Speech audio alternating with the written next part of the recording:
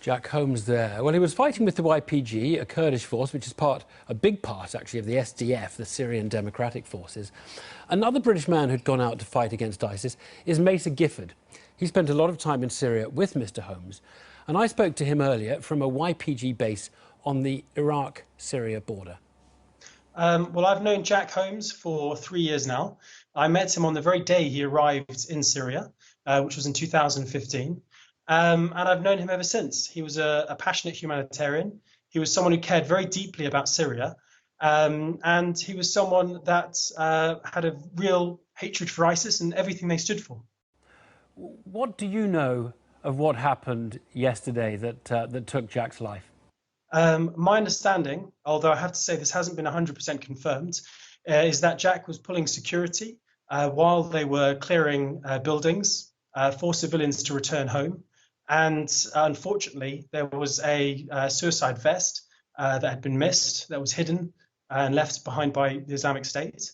And it was in a very volatile state, and it detonated when he was almost on top of it. Now, what do you know of his plans? Obviously, the battle for Raqqa was over. What were his plans? Well, his plans were to return home. I mean, he's been fighting now for 3 years.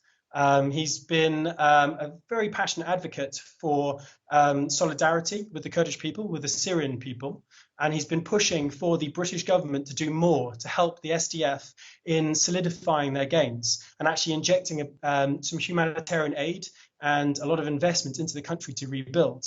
And the only way he was going to do that was by coming home and sharing his experiences, talking about what he did in Raqqa, why he was there, and really to really explain what he was doing there.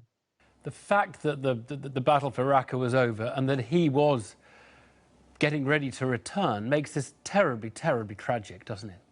Yeah, it's a devastating blow for the international volunteers and for all the people that are volunteering here, both on the humanitarian side and on the military side. He was a very much loved person. He was funny. He cared a lot about democracy, about people. The Yazidi people were a particular sort of concern that was very close to his heart. And his death has been a huge blow to us all. And coming just as we've liberated Raqqa at the very end of his last tour in Syria, shows you how dangerous the Islamic State is, how terrible their legacy mines are, and how we really need to invest in the country and actually start rebuilding in a much more positive way than we're doing at the moment. Give us a sense, Mesa, if you would, of that battle for Raqqa and the role that the international fighters had in it. Well, the battle for Raqqa was incredibly dangerous, incredibly varied. It was a war of attrition, but there was a lot of snipers, there was a lot of mines that were being used very effectively, and it was a terrible war. I mean, the Americans, for the first time, have invested a huge amount into defeating ISIS. I mean, I've heard more bombs fall on Raqqa than all the bombs that I've heard in Syria combined. It was extraordinary. It was real shock and awe. But at the same time, I personally was overwhelmed by what the SDF have achieved, and really what the foreign volunteers have achieved as well. The British Foreign Office do not recommend people go out and join in that war. I mean, they are always saying this is a very, very dangerous thing to do. No regrets that you went out there, despite what we now know is the terrible, terrible losses of friends and comrades. I mean, I've never regretted the morality of what I've done, or indeed what I've done at all. I came out here as a humanitarian, as someone a humanist, as someone who passionately cares about democracy. And when I came out in 2014, when Jac came out in 2015, there was no help coming from the international community. There was no jets in the sky. There was no military support on the ground, very little humanitarian support getting to northern Syria.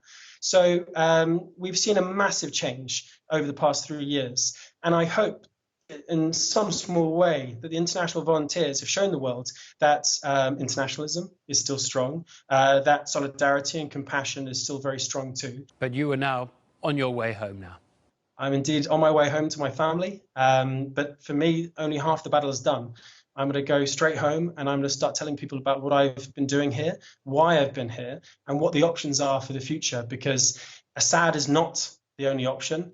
The FSA is not the only option.